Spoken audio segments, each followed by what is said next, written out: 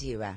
¿El pueblo, la gente, el amor a la gente, el poder? No. ¿Qué es lo que te lleva? A ver, después es una cosa que... Porque el poder es algo también que yo veo que a veces uno cuando lo tiene no lo quiere soltar, quiere quedarse ahí. No, mi amor, ¿sabes qué?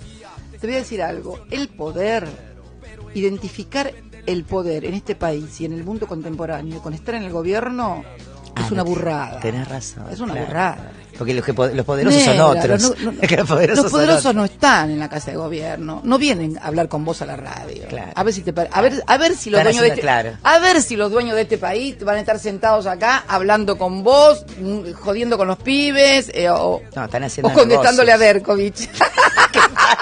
Se le va a quedar lo de Berkovich. Es tremenda. Los que tienen poder están en donde siempre estuvieron y digitando botoneras y diciendo esto sí, esto no. Pero ser presidenta de una nación es poderoso, es una Cristina. parte, ¿Cómo que no? Una parte del poder. Si no es el que te maneja todo. Si me lo decís el 100% y el 25% te digo que es.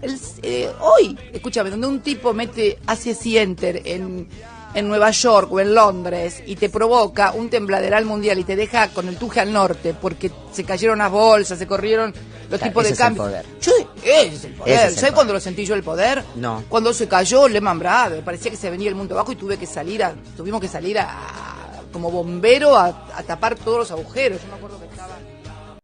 Identificar el poder con el gobierno en estos tiempos es una burrada, decía Cristina Fernández de Kirchner en el año 2017. Y en un momento tan especial donde se da la transición y el arranque de un nuevo gobierno, de tintes liberal, entre comillas, me parece más que oportuno empezar a explorar exactamente a qué se refería la expresidente. ¿Quién ejerce el poder? ¿Dónde está verdaderamente el poder en los actos de gobierno? Y para darle un poco de contexto, vamos a arrancar con la charla TED que diera hace unos años el popular periodista del diario La Nación, Hugo Alconada-Amón. Acá lo tienen. En la Argentina, si vos, cualquiera quiere competir por la presidencia, va a necesitar 100 millones de dólares. Repito la cifra, sí, son 100 millones de dólares. Uno dice, es muchísimo. Si querés competir para intendente de Escobar o de La Plata, necesitas entre $500.000 y $1 millón. En algunas ciudades, el comprar tu puesto para el tercer lugar en la lista de concejales de una ciudad mediana cuesta $100.000. Y aclaro algo, esto lo saben todos, ¿eh? Esto no es algo que es muy difícil de conseguir. Lo saben los políticos, lo saben los empresarios, lo saben los narcos, lo saben todos. De hecho, como lo saben también los organismos de control que deberían controlar. Por eso, el año que viene nosotros vamos a encarar una campaña presidencial. Salvo que o la economía o alguna reforma legislativa de último momento o que las investigaciones judiciales que ahora tenemos en marcha modifiquen esto, todo aquel que quiera competir por la presidencia, llegar a la Casa Rosada, necesita 100 millones de dólares. Por eso es que solemos definir al financiamiento electoral como el pecado original de la política. Arrancaste pecando. Vos podés tener muy buenas intenciones, grandes ideas, los pies los vas a tener que llenar de barro. ¿Qué significa esto en la práctica? Que por arriba de la superficie podés tener candidatos que compiten entre sí, debaten, y por debajo de la superficie podés tener que un candidato financie la campaña de otro porque le muerde votos a su principal contendiente. Y este, que no es estúpido, a su vez financia la campaña de otro para morderle votos a su principal rival. Del mismo modo que otra verdad incómoda del poder es que como se necesitan fortunas y fortunas que a su vez si cumplís con la legislación vigente no podés recaudar esos 100 millones de dólares, tenés que pedir que la inmensa mayoría del dinero, se calcula que el 90%, sea en negro. ¿Esto qué lleva a su vez? Que necesitas cash y necesitas valijeros. Del otro lado, ¿quiénes son los que ponen el dinero? Primero, empresarios. Algunos de los grandes empresarios que ahora estamos viendo desfilar por tribunales. Y muchos de ellos, aclaro, como no pueden sacar fondos de sus balances, lo que hacen es ofrecer pago en especie. ¿Qué significa esto? Vos venís y pedís $500.000. No te puedo dar, tengo una fábrica de empanadas. Te ofrezco, yo te doy las empanadas para todos los actos de campaña en todos los lugares donde yo tengo una sucursal. El que tiene o fabrica autos, te entrega autos. El que fabrica o distribuye celulares, te entrega los teléfonos celulares para tu campaña. Esto es una realidad de los sótanos. Ustedes me pueden estar diciendo, bueno, ¿y en qué se gastan estos, por ejemplo, 100 millones de dólares? Y por otro lado, ¿estos son los únicos? No, porque tenés empresarios que apuestan por los candidatos como si fueran caballos de carrera. Apuesto por el primero, pero al mismo tiempo por el segundo, y por la duda que salte la banca, también por el tercero. Y por el lado de los gastos, dos son los grandes rubros cuando hablamos nosotros con los equipos de campaña fuera de micrófono y hablamos en serio. El primero, la impresión de boletas electorales y los fiscales. El segundo, los periodistas y los medios de comunicación. Rubro 1. En el mundo se calcula que vos necesitas 1.3, repito, 1.3 boletas electorales por persona. En la Argentina, 5, porque te las roban. Con una combinación adicional, si te roban las boletas, vos tenés que estar preparando todos los fiscales. Y vos decís, bueno, no puede ser tanto dinero, si además son voluntarios. Sí, serán voluntarios, pero los tenés que capacitar, los tenés que llevar al centro de votación, tienen que tener un jefe superior, que tiene que tener un teléfono celular, le tenés que dar una vianda y los tenés que traer de vuelta. Multipliquen esto por 95.000 mesas electorales, que son las que tuvimos en 2015, van a ser más ahora en 2019. Y por el otro lado, medios de comunicación y periodistas. Este es uno de los rubros más caros. ¿A ustedes no les sorprende cuán difícil es a veces hablar con un candidato y no lo consigue nadie, no lo consigue nadie? Cuando finalmente ese candidato acepta hablar en una entrevista periodística, la pregunta más difícil que le hacen es, ¿hace calor en Jujuy?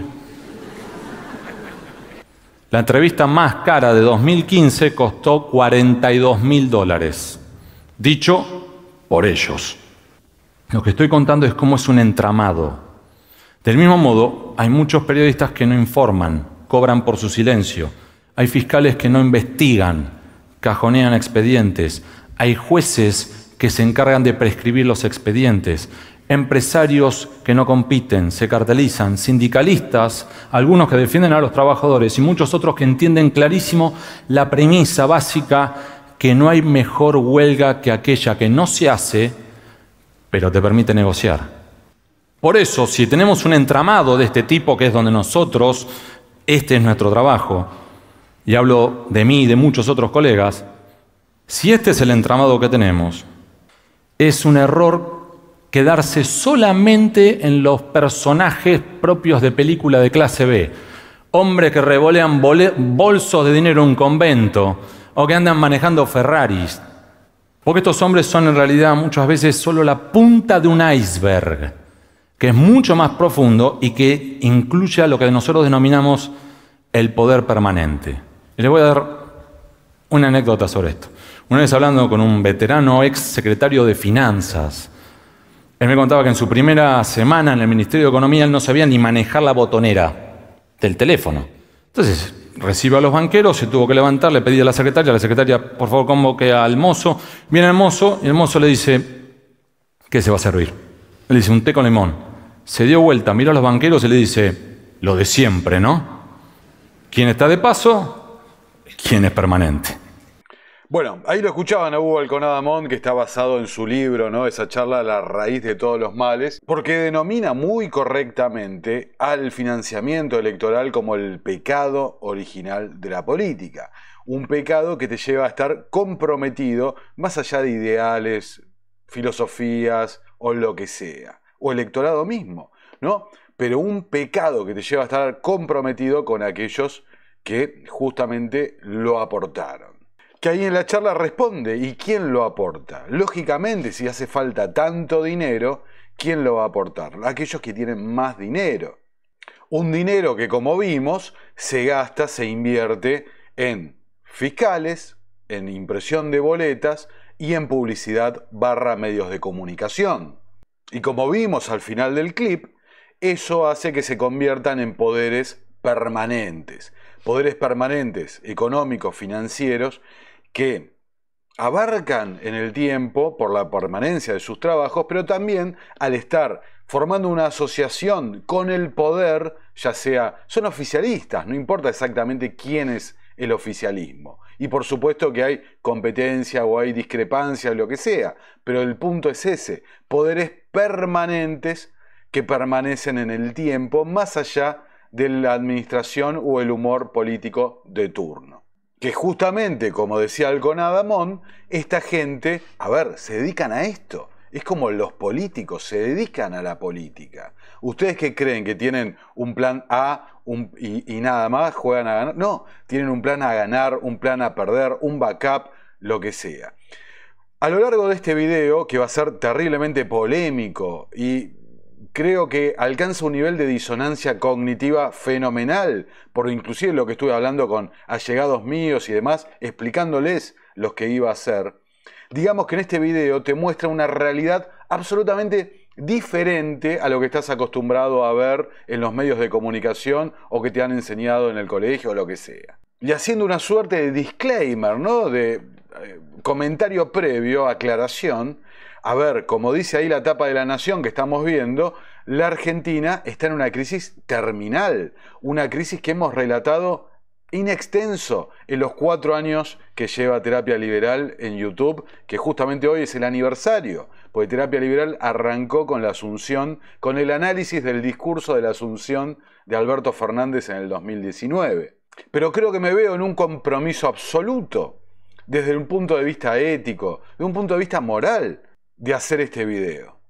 Y a lo largo del mismo vas a ver testimonios de gente con la que a priori seguramente no te identificás ideológicamente. Pero acá, insisto, no hay nada de ideología, hay realpolitik, hay intereses económicos. Y hasta me pongo yo mismo, como conté en tantas entrevistas, como referencia de mi propio paso, mi propia experiencia por la política. Lo que dice Alconadamón del financiamiento de los periodistas, yo lo vi de primera mano, no me lo van a venir a contar.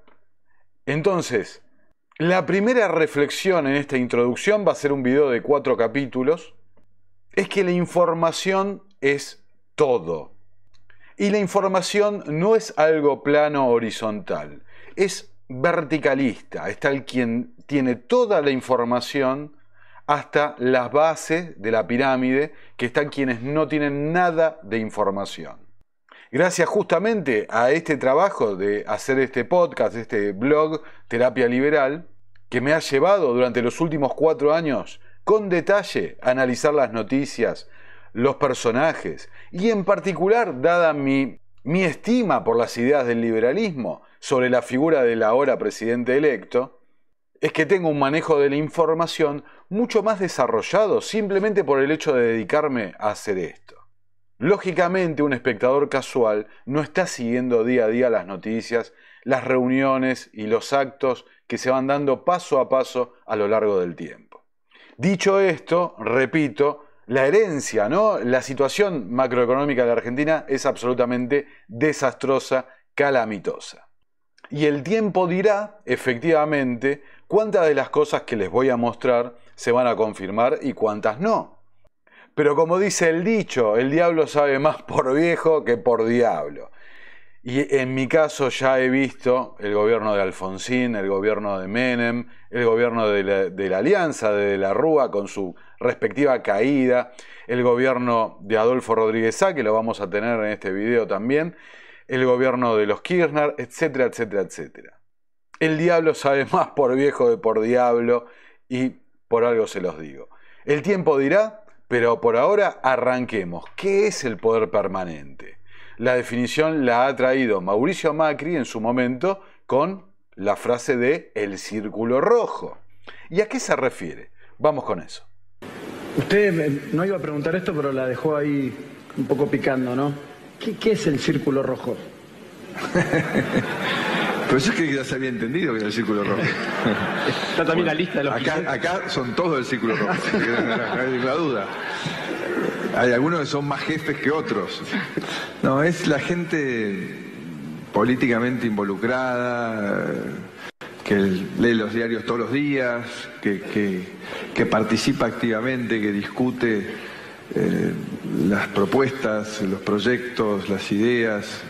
Eso es aquella que están en el run y que siempre intentan tallar en la opinión y que cuanto más grande es el círculo rojo de un país, más potente es el país, ¿no? Y cuanto más independiente es el círculo rojo, cuanto más coraje tiene para expresar sus ideas sin tenerle miedo a las consecuencias, más sólida es la institucionalidad de un país. Ahí lo tenían a Mauricio Macri, ¿no? Básicamente en su amplia dificultad para explicar exactamente a qué se refiere con círculo rojo, nos da una pauta, lo que les acabo de decir, la información, la gente informada, los que leen las noticias, dice entre comillas. Acá estamos hablando de los que hacen las noticias. Bueno, acá tenemos La Izquierda Diario. ¿Quiénes son los dueños del país? Radiografía de la casta empresarial. En Argentina, las 500 empresas más grandes generan el 16% del PBI, según la última encuesta nacional de grandes empresas de 2021 del INDEC. Apenas 20 compañías controlan el 59.3% del total de las exportaciones que realizan dichas 500 grandes empresas. A ver, repito, 20 empresas controlan el 60% redondeando de las exportaciones totales que hacen las 500 empresas que generan el 16% del PBI. Es decir, una concentración de intereses, de capital, de dinero, de poder fenomenal, que como dice acá la nota, les da un enorme poder de veto sobre los gobiernos. Según Martín Epstein del CEPA, 16 familias argentinas más ricas operan en posiciones estratégicas en cada sector de actividad, lo que les otorga el manejo de los precios del mercado interno y les permite una mayor capacidad de apropiación de la renta. La composición por cantidad de la cúpula empresaria de estas 500 grandes empresas, según su actividad principal, es la siguiente, y retengan estos rubros. Minas y canteras, 41. Industria manufacturera, 286. Electricidad, gas, agua, residuos y saneamiento, 46. Construcción, 11. Comercio, 37. Transporte, correo y almacenamiento, 27. Servicios de información y comunicaciones, 23. Otras actividades, 29. Es importante destacar que de las 500 grandes empresas, 100 corresponden a empresas industriales de alimentos y bebidas, es decir, un 22%, y acá vemos en la foto a Horacio Rodríguez Larreta con Luis Pagani del grupo Arcor. Dentro de esta cúpula hay alrededor de 10 empresas multinacionales y locales que controlan el negocio agropecuario, la principal fuente de generación de divisas de la Argentina. Ellas son Cargill, de los Estados Unidos, ADM Agro de Estados Unidos, Bunge de Estados Unidos, COFCO de China, Viterra de Canadá, Molinos de la Argentina, ACA y AGD también de Argentina. Entre las grandes firmas que operan en el país, tienen un gran peso el capital extranjero. Estas controlan el 61% de las principales empresas, el 83% de las exportaciones y el 88% de las ganancias del panel. En el libro Los sectores dominantes en la Argentina, de Eduardo Basualdo y Pablo Manzanelli, analizan el nivel de concentración considerando el grupo económico como unidad económica. Y bajo este análisis, en 2018, detallan 28 grupos económicos. Los primeros 5 grupos económicos concentran casi el 50% de las ventas y estos 10 primeros grupos concentran el 71% de la facturación de los grupos que integran la cúpula, ¿no? Y ahí está el gráfico para que lo podamos ver, donde estos 10 grupos abarcan a Techin, Vicentín, Pérez Compán, Pampa Energía, Rollo, Swiss Medical, Mercado Libre, Aceite General Dehesa, Arcor y Newsan. Por el lado de la megaminería de litio, fondos como BlackRock, Vanguard, Global X Management Co., Morgan Stanley son parte de la minera Livent, que opera en Catamarca. Todos ellos poseen bonos de deuda argentina, mientras los bancos HSBC, Citicorp y BNP Paribas están ligados a este sector por ser accionistas de Sales de Jujuy, la empresa minera constituida mayoritariamente por Alkem y Toyota Corporation. Acá el estudio del CEPAL donde hacía referencia menciona las grandes fortunas, los Roca, Bulgeroni, Caputo, Pierri, Quintanilla, Magneto, Unrequian, Blaquier, etcétera, etcétera, etcétera. Ahora, hace apenas poco tiempo lo teníamos a Guillermo Moreno, el conocidísimo, ¿no?, secretario de Comercio y demás, durante el gobierno de Cristina Fernández de Kirchner, quien tuvo una aventura electoral y daba ciertas notas a distintos medios. Fíjense, justamente hablando de esto del círculo rojo. ¿Te animás a explicarme qué es el círculo rojo? Sí, con todo gusto. ¿Qué es el círculo rojo? Al menos como yo lo entiendo, Dale, los factores de poder. Le ponemos nombre y apellido. Sí, dale. Es Clarín. Sí. No hay duda. Es la sociedad rural en tanto y en cuanto articula a los dueños de la tierra en la zona núcleo de la Pampa Húmeda, los famosos terratenientes. Dale, sí. De eso no hay duda. Siempre fueron casi los únicos dueños de la Argentina. Ahora ya no lo son, porque ya está Clarín. Sí.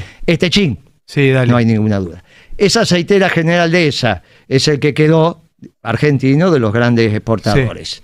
Es Arcor. Sí. Y es Aluar. Punto. ¿Aluminio? Sí, no hay más. Aluar. No hay más. No hay más. Es Madanes. A cada uno le pones un nombre. Aceitera General Dehesa es Urquía. Aluar es Madanes. Techín es Roca. Clarín es Magneto. La sociedad rural es un club. Es una asociación civil sin fines de lucro y ahí van las relaciones entre ellos. Ah, no son 200. No, son 6. Entonces, ahí lo teníamos a Moreno, ¿no? Donde decía una cosa que a mí mismo me sorprendió, tengo que reconocer que cuando uno lo empieza a investigar en profundidad, no está oculto para nada, pero es algo que no es claro, no lo van a decir los medios de comunicación. Pero efectivamente, como relata ahí, como vimos en las notas anteriores, se habla de grandes clanes familiares que tienen distintos modelos de negocio cartelizados. Son muy pocos los espacios de competencia entre ellos. Así han logrado un mercado totalmente cautivo, la Argentina moderna. ¿Y Arcor quién es? Pagani. Esto, ¿por qué son? Porque esos no tienen negocio con el Estado. Bueno, la pauta en Clarín, pero no tienen negocio. Arcor, todos esos hablan de verdad independientemente. Ellos no precisan ir a un funcionario. Esto no precisa. Ahora, es muy importante, si la Argentina no funciona, ellos no funcionan. Clarín es Clarín porque la Argentina es la Argentina. En el momento que la Argentina es inviable, Clarín también. Aluar también. Techín también. Y la sociedad rural no te cuento. Si vos tenés todos los caminos cortados, ¿cómo llevas con la cosecha al puerto? Entonces, ahí lo tenemos a Moreno haciendo una división. Tenés, por un lado, los empresarios que viven del Estado, directamente de las concesiones, licitaciones y demás. Por el otro lado tenés los empresarios que no dependen directamente del Estado, pero sí se aseguran del favor de las regulaciones o de las políticas para su propio beneficio, que en última instancia redunda en eso, en evitar la competencia. Y un punto central para lo que veremos a continuación es lo que acaba de decir. Si a Argentina le va mal, a esta gente lógicamente que también le va mal. Si Argentina es inviable, para esta gente el negocio también es inviable. Porque se necesita que haya actividad. Una actividad para beneficio de ellos, que los blinde de la competencia con otra gente, que se lleven todo el beneficio del mercado. Moreno ampliaba, ¿no?, en una entrevista acá que levanta Urgente 24 de marzo de 2023 sobre los factores de poder. Y decía, cuando uno habla de los factores de poder en la Argentina los tiene que tipificar con precisión. ¿Son los bancos un factor de poder en la Argentina? ¿Son los petroleros? Vos me contestarías que sí, porque es el sentido común. Pero, ¿cómo los bancos van a ser factor de poder si entre el Banco Nación, el Banco Provincia y el Banco Ciudad, al margen de quien lo administre, tenés la inmensa mayoría de los depósitos de la Argentina? Manejás el Banco Central y manejás la Casa de la Moneda. Y ejemplificaba, haces el trigo, la harina y tenés la mayor cantidad de panaderías. ¿Cómo vas a pensar que los panaderos son factores de poder? En ese sentido, dijo que los bancos Macro, Galicia, etc., no pueden ser factor de poder de ninguna manera porque más del 50% de los depósitos están en los bancos oficiales. Y fíjense, lo mismo ocurre con el sector petrolero. Es YPF el que controla el 52% del mercado petrolero en la Argentina. se suele pasar de alto en los análisis y van a ver al final de este video qué clave que es este elemento para lo que estamos mencionando, para lo que viene de ahora en más, aparentemente. Shell no tiene ningún pozo petrolero, Pan American Energy de Bulgeroni sí tiene, pero no lo vas a comparar con YPF que tiene el 55% del mercado. Los dueños de la tierra en la zona núcleo de la pampa húmeda que se expresan en la sociedad rural es un factor de poder, no hay dudas. Luego Moreno enumeró a Techint y a Luar. Techint es el único que fabrica acero con determinadas características en la Argentina y aparte puntual de la industria metalúrgica. No hay nada en tu casa que tenga chapa que no sea de Techint y si no es chapa es aluminio, entonces es de Luar. ¿Y qué más? Abrí la alacena y fíjate cuántos productos Arcor tenés. No golosinas, fíjate de verdad, busca la leche, las cajas, lo que sirve para edulcorar, busca qué vas a encontrar. Y aceitera General Dehesa, no hay dudas, fíjate el aceite, y no solo eso, sino la importación de alguna empresa local de familias argentinas. Con eso se termina, tenés en definitiva 4 industrias, un medio de comunicación y la rural. Esos son los factores de poder en la Argentina. Ahora, hasta acá absolutamente todo clarísimo, ¿no? Lo que dice Moreno y lo que estamos refiriendo, ¿no? Ahora, fíjense si con toda lógica se señala que los más poderosos son aquellos que tienen la tierra rica de la Argentina, que es la parte que genera divisas de exportación, ¿por qué en los rankings Forbes, por ejemplo, ¿no? Aparece Galperín, 4.900 millones de dólares de patrimonio, Pérez Compán, Paolo Roca de Techint, Eduardo Urnequian de la Corporación América, Bulgeroni de Pan American Energía, Constantini? ¿Por qué no aparece en ningún ranking Eduardo Elstein? El señor de los ladrillos, ¿no? Como acá lo titula EcoJournal, quien también decidió apostar por minería, ¿no? Acá tenemos un artículo de La Nación donde directamente, más que claro, ¿no? El dueño de la tierra, recientemente nombrado tesorero del Consejo Judío Mundial, el presidente de IRSA, es el ejecutivo más influyente del exterior, esto es del año 2005, pero más cerca acá en el tiempo, Bloomberg en línea, Eduardo Elstein, el ex socio de Soros, que sortea la crisis argentina con Imperio Inmobiliario. El fundador de IRSA y Cresud da detalles de cómo gestionar empresas y activos, ¿no? Y da su mirada sobre las elecciones que vendrían. Ahora que Argentina atraviesa una nueva crisis, Elstein se muestra optimista. Las cosas han empeorado tanto, afirma, que es probable que el país vote por un gobierno favorable a las empresas en las elecciones de octubre, dando pasos a un auge económico. Ahora, la pregunta es, ¿favorable a las empresas del Círculo Rojo o favorable a las empresas en su totalidad de la Argentina?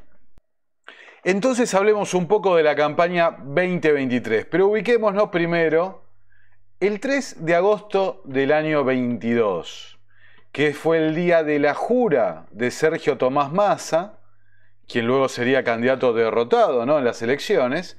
Sería el día de su jura como ministro de Economía.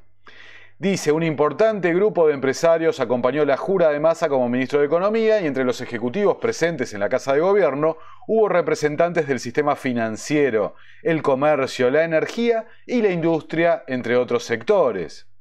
Un importante grupo de empresarios estuvo presente en la jura de Sergio Massa como ministro de Economía, Producción y Agricultura esta tarde en la Casa de Gobierno. Esto se había dado porque con la asunción, ¿no?, en su carácter de superministro y demás, Massa absorbería las carteras que conducían en ese momento Daniel Scioli y Julián Domínguez. Entonces, para que queden claros, ¿no?, las imágenes, ahí lo tenés a Francisco de Narváez llegando a La Rosada. Dice, allí se encontraban Marcelo Midlin de Pampa Energía, Francisco de Narváez de Walmart, como dijimos recién, Daniel Vila y José Luis Manzano del Grupo América, Daniel Funes de Rioja de la Copal y la Unión Industrial Argentina, Luis Gali de Newsan, Mario Gridman de la Cámara de Comercio, Javier Timerman de ADCAP.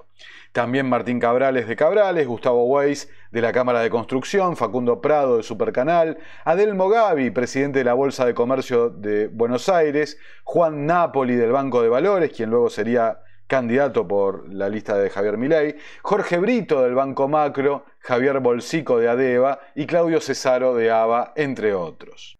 Y la nota concluía diciendo: como destacó ayer Infobae, las primeras medidas del nuevo ministro de Economía tienen foco en el orden fiscal, el fortalecimiento de las reservas y los incentivos a lo que el nuevo ministro considera la fábrica de dólares, es decir, las exportaciones. Se trata de los sectores de la economía generadores de divisas, como la economía del conocimiento, energía, agroindustria y minería. También habrá más control sobre planes sociales y una búsqueda de bajar los subsidios. Es decir, para hacerla corta, tratar de normalizar la economía, algo que claramente no salió como esperaban. Pero esos eran los empresarios que acompañaban a Massa en su asunción. Acá La Nación refiere, ¿no? El club, justamente Hugo Alconadamón, el club de los empresarios amigos que alientan el sueño presidencial de Sergio Massa, ¿no? Nuevamente una extensa nota haciendo hincapié en José Luis Manzano, en Massa, en Vila, Marcos Bulgeroni, Marcelo Midling, etcétera, etcétera. Ahora, fíjense, menciona: distinto es el caso de Eduardo Urnequian, socio de Vila y Manzano en la Corporación América, al que Massa mencionó anoche en el debate con Javier Milei para exponer las contradicciones del libertario con la casta. El tigrense y el armenio se tratan desde hace años, aunque sin forjar el mismo grado de intimidad y confianza que ostentan Vila, Manzano u otros. Sí, el suficiente como para invocar su nombre ante terceros, según repite el publicista Ramiro Agulla, entre sus allegados, porque fue Massa quien le planteó que podía pedirle a Urnequian que financiara la campaña de José Luis Espert y Milei en 2021. En el mismo orden tenemos, también del mismo autor, del mismo periodista, Milei y Urnequian, la historia detrás de un vínculo que define el poder. El candidato trabajó por años en las empresas del armenio, que ejerce una fuerte influencia sobre él. La preocupación en Corporación América de quedar identificados con su gestión. Y dice: en sus cónclaves con Urnequian, no obstante, Milei jamás amagó con repudiar a la casta política o a los empresarios prebendarios, como lo hizo en su discurso ante el Council of Americas el 24 de agosto. Coinciden 6 colaboradores de Urnequian consultados por La Nación. Todo lo contrario, alguno caracterizó su trato como el de un paje real, otro, más benévolo, lo definió como alguien agradecido. ¿Por qué? Porque de la mano de Urnequian y de la Corporación América tejió contactos y se le abrieron otras puertas laborales que lo llevaron a trabajar, por ejemplo, para la Fundación Acordar, el think tank de Daniel Scioli. Milei llegó a la fundación creada para sustentar las aspiraciones presidenciales del entonces gobernador bonaerense de la mano de Guillermo Francos, un veterano con muchas décadas en la política que también trabajó para Urnequian, hasta que pasó a representar a la Argentina en el directorio del BID durante el actual gobierno de Alberto Fernández. Ahora su nombre suena como ministro del Interior en un eventual gobierno libertario, algo que ya ha sido confirmado.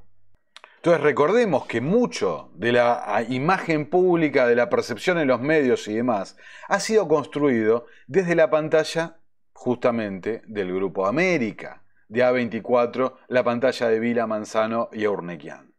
Nuevamente acá lo tenemos a Moreno en una entrevista que le diera a Alejandro Fantino.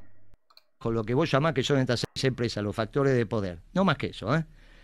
Hoy tienen una confusión tremenda. ¿Con Massa o con Argentina? Con la Argentina. ¿Qué confusión tienen? La primera es que no saben si este es el momento histórico para destruir el peronismo o para juntarse con el peronismo, no con Cristina. Porque ¿qué les dice el peronismo al Círculo Rojo? Miren que en el mundo se terminó la globalización, vuelven los modelos nacionales. Despacio. Ahí lo tienen a Moreno, que decía: el Círculo Rojo tiene una confusión enorme, una confusión con Massa, le dice Fantino. No, con la Argentina. ¿Qué tenemos que hacer con la Argentina? No con Massa o con Milei. Porque eso es lo de menos. Es para dónde vamos, para dónde ejercemos nuestro poder permanente y nuestra influencia, para ver cuál es la dirección. ¿Y cuál es la duda? De que, como lo vemos en el canal, las noticias geopolíticas, la globalización se terminó. Está yendo a un multilateralismo, una división por regiones, que va a reflotar la idea del proteccionismo.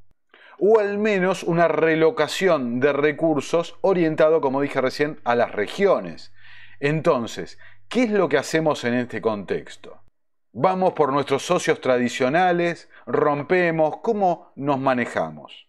Y así lo titulaba Clarín en agosto de este año, para ejemplificar esto que estamos diciendo. Empresarios bajo el volcán, voto dividido y alerta máxima ante la dinámica de los saqueos. Esto era en el contexto del Council of Americas. Reunidos para escuchar a los candidatos, no solo hubo opiniones divergentes acerca del ingreso o no a los BRICS, también respecto a sus preferencias políticas, pero la unanimidad afloró en la condena a los actos de vandalismo y la presión del gobierno por fijar precios que no pueden sostener. Entonces, pensemos desde el punto de vista de ellos. Nos conviene ir con los BRICS, nos conviene ir con Estados Unidos, nos convienen las dos cosas, nos conviene cerrarnos. Pero como decíamos antes, lo que no nos conviene de ningún punto de vista es que esto no funcione. Y esto no funciona con estas políticas inflacionarias de fijar precios, precios controlados, etcétera, etcétera, etcétera. Entonces, fíjense, en la primera fila lo tienen a Urnequian, a Bulgeroni, Cesario, José Luis Manzano, Eduardo Edelstein, ¿no? Todos en el Hotel Alvear de cara a escuchar a los candidatos. Decía, ¿no? Un banquero off the record. Se mostró preocupado por la dolarización, el principal caballito de batalla de La Libertad Avanza. Nuestro negocio es prestar dinero, ¿y a quién le vamos a prestar en dólares? Solo a un pequeño sector. Ya pasamos por esto en referencia a la convertibilidad. Después ahí hablaban del pragmatismo respecto a los BRICS y demás. Solo pido normalidad, decía Gabriel Martino, ex CEO del poderoso HSBC, que los que siguen el noticiero Innominados saben que tuvo una reunión en Massachusetts con gente vinculada a La Libertad Avanza, acercándole a banqueros de Wall Street. A su lado, las respuestas de un puñado de empresarios dejaban entrever las preferencias electorales. Y llamativo es que había varios, como Cristiano Ratazzi, a los que les era indiferente Milei o Bullrich. Lo importante es el mensaje. La gente está de acuerdo con reducir el gasto y con un cambio drástico de modelo. Es decir, que la verdad que les daba lo mismo.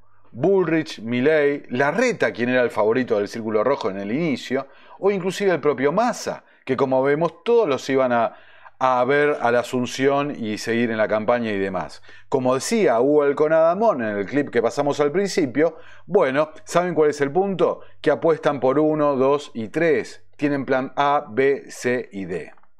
Acá Infobae levanta 30 fotos del almuerzo de los empresarios del CCIP con Javier Milei, que es el Consejo Interamericano de Comercio y Producción en el Hotel Alvear. Esto fue apenas días antes de la elección.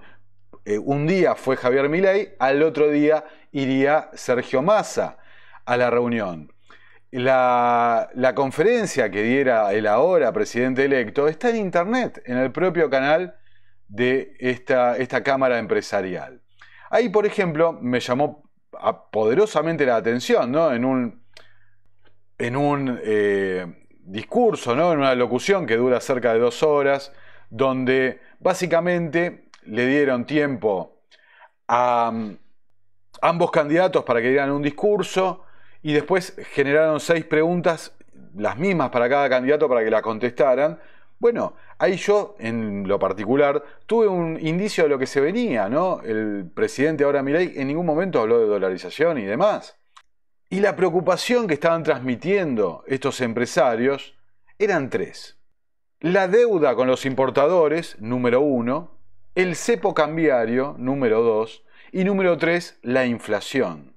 Y es lo que me hizo pensar de que se estaba dando una circunstancia de que los intereses de esta gente claramente estaban alineados con las soluciones que había que hacer para normalizar la Argentina, al menos en un principio, ¿no? Desarmar el cepo, terminar de tener 52.000 tipos de cambios diferentes, solucionar la deuda de los importadores para que no haya quiebras masivas, default masivos del sector privado, y por último, finalmente, de una buena vez, normalizar la emisión monetaria, ¿no? El financiamiento con emisión monetaria, la inflación. Llegaría finalmente el día de la elección, donde ganara Javier Milei la elección del balotaje, y fíjense, en el Hotel Libertador, donde está residiendo desde hace bastante, ¿no? El presidente, Dice Perfil, en el salón principal se vieron a empresarios como Adrián Wertheim, Bettina Bulgeroni y Eduardo Elstein. Wertheim, recordemos que luego sería todo el tema del viaje a Estados Unidos, la embajada en Estados Unidos, y Eduardo Elstein, que aprovechó, es el dueño del Hotel Libertador, que pertenece a IRSA, su empresa. El diario AR dice, el círculo rojo en pleno, las influencias de Urnequian, Elstein, Musk y otros empresarios en Milei.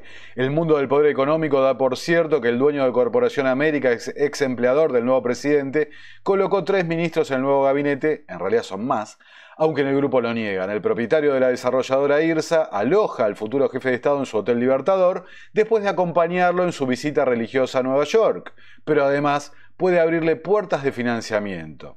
El mayor millonario del mundo, interesado por el litio y los autos eléctricos y para proveer internet. Entonces fíjense, la nota habla de un almuerzo privado entre Guillermo Francos, que se maneja como si fuera un jefe de gabinete, su ex empleador Eduardo Urnequian, el presidente de la Cámara Argentina de Construcción, Gustavo Weiss, y el de la Bolsa de Comercio porteña del Mogavi, junto al asesor especial de la Organización de Estados Americanos, Gustavo Sinosi. Una charla de amigos, comentaron. Fíjense, y dice, antes de las primarias del 13 de agosto, el economista libertario venía trabajando ya con Nicolás Posse, el futuro jefe de gabinete, que estrechó una amistad con el nuevo presidente cuando eran compañeros de trabajo en Corporación América. Pero Posse, que se desempeñó allí en un frustrado proyecto de corredor bioceánico con Chile, después había quedado relegado a dirigir los aeropuertos patagónicos de Aeropuertos 2000. Pero tras la victoria sorpresiva de Milei en las primarias, Urnequian habría intentado proveerle de un equipo. Unos días después de aquel triunfo, Infobae informó que Guillermo Francos dejaba el gobierno de Alberto Fernández, al que representaba en el BID, y se sumaba al plantel de La Libertad Avanza. Tomás Urnequian, sobrino del poderoso empresario, es dueño del 20% de Infobae, controlado por Daniel Haddad. A su vez, la esposa de Haddad, Viviana Socco, socia de la futura canciller Diana Mondino, en una calificadora de riesgo Risk Analysis, que después fue adquirida por Standard & Poor's. Más tarde, Mondino fue directora de empresas como Pampa Energía de Marcelo Midling, el Banco Superville y la cementera brasileña Loma Negra. Y dice, los partidos provinciales que gobiernan Salta, Misiones, Río Negro y Neuquén pueden ser la clave para las leyes que quiera aprobar Milei. Y la linda, Salta, ¿no? Es el epicentro del boom del litio. Es solo cuestión de andar por las destrozadas rutas 17 y 27 entre Ripio y Arena, desde el límite con Catamarca, en el Salar del Hombre Muerto, pasando por el Depositos y hasta San Antonio de los Cobres, el pueblo del Tren de las Nubes, para toparse con camiones y pick-ups que van y vienen por los proyectos que comenzarán a producir pronto en esta provincia. Rollón, ex empleada de Los Brito en un frigorífico, llega impulsada por uno de los inversores argentinos en el litio, José Luis Manzano, que pasó rápido del apoyo a Massa a mostrar en una jornada de Corner Journal su interés por las privatizaciones que planea Milei. ¿Le interesará comprar parte de YPF? Entre las petroleras extranjeras apuntan a otros 2 interesados por la rival estatal, Urnequian y los Bulgeroni, dueños del 20% de Pan American Energy, otros ilusionados con el nuevo gobierno.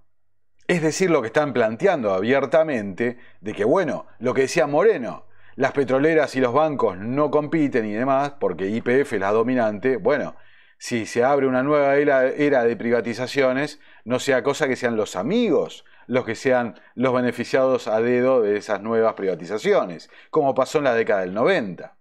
Y dice, no hay muchos empresarios que conozcan demasiado al economista que a los gritos se hizo famoso en la televisión.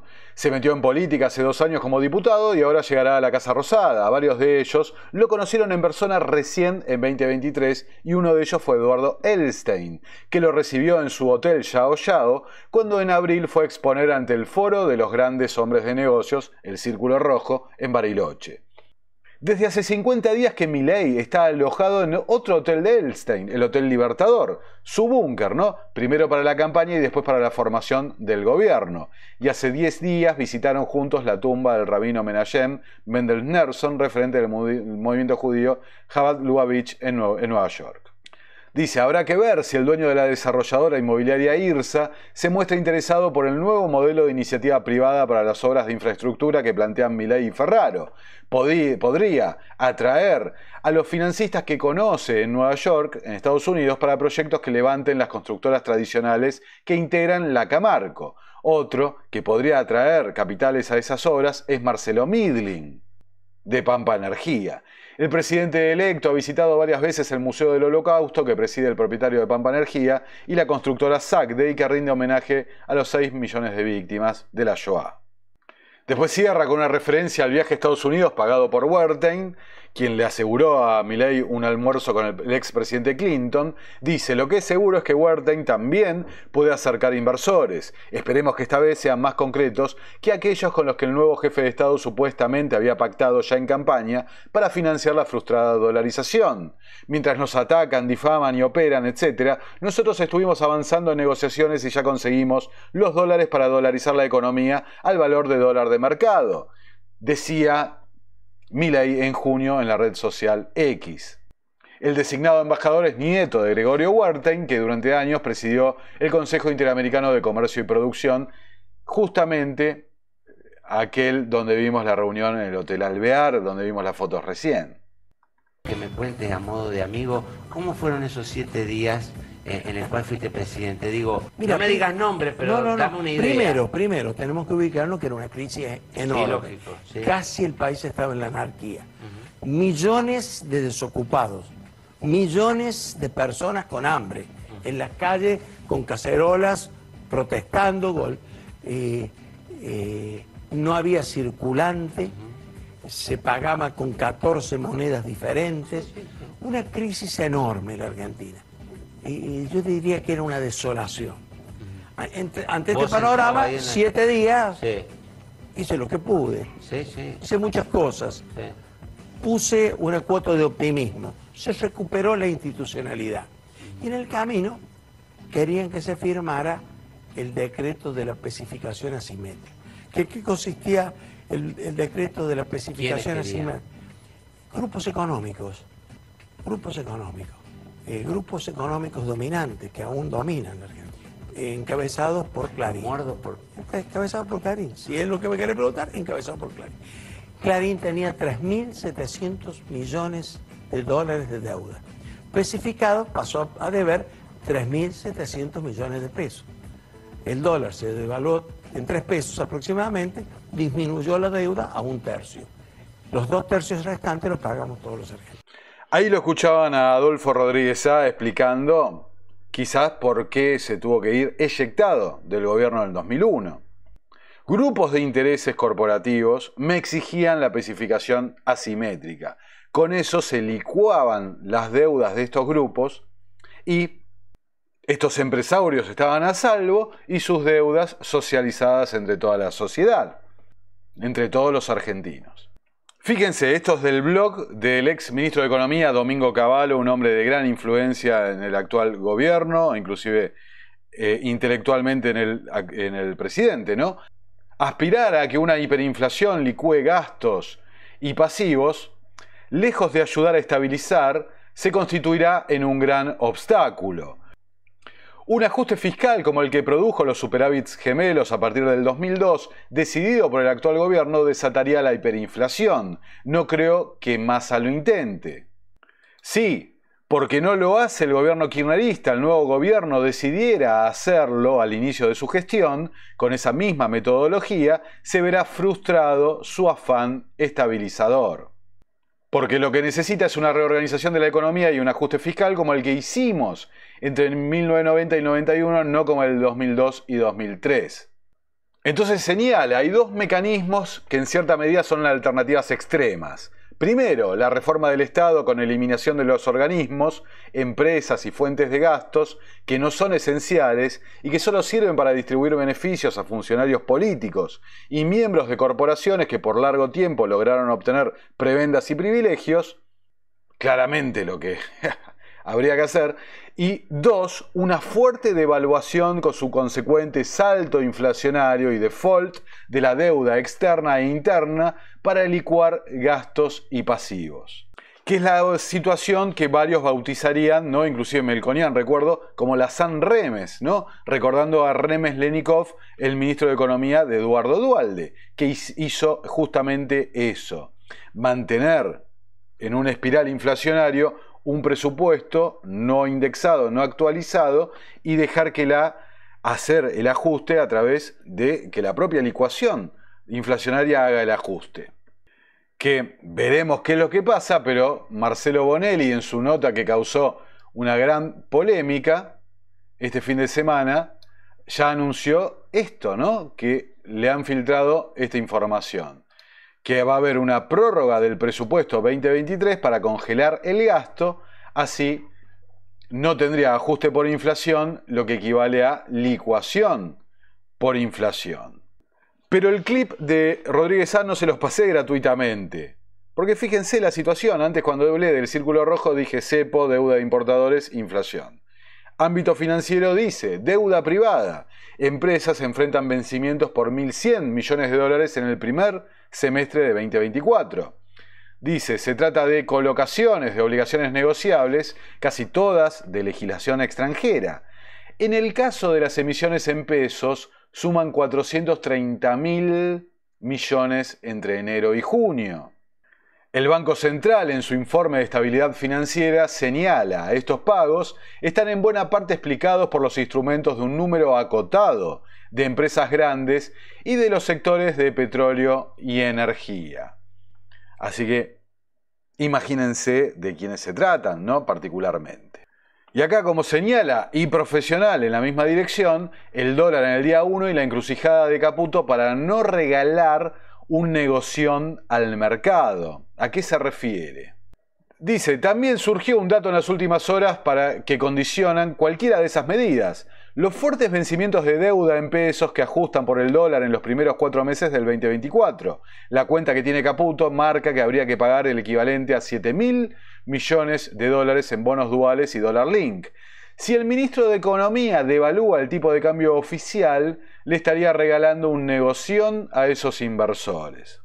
Y claramente se está hablando de que pase justamente eso, un negoción para aquellos que han comprado esos bonos dólar link, y es más, un negoción total para aquellos que han entrado a las LEDIV, esas letras que aseguraban un seguro contra una devaluación. Que recordemos que no fue todo el mercado el que pudo entrar a ello, sino los poderes permanentes, podemos decir. Expresado de otra forma, aquellos que firmaron acuerdos de precios con la Secretaría de Comercio, que son las empresas más grandes que hacen esos acuerdos de precios para justamente destruir a la competencia, a las pymes. Y por último, llegando al final, la Política Online titula los 4 pasos del plan de Caputo y Milei para privatizar el Banco Nación.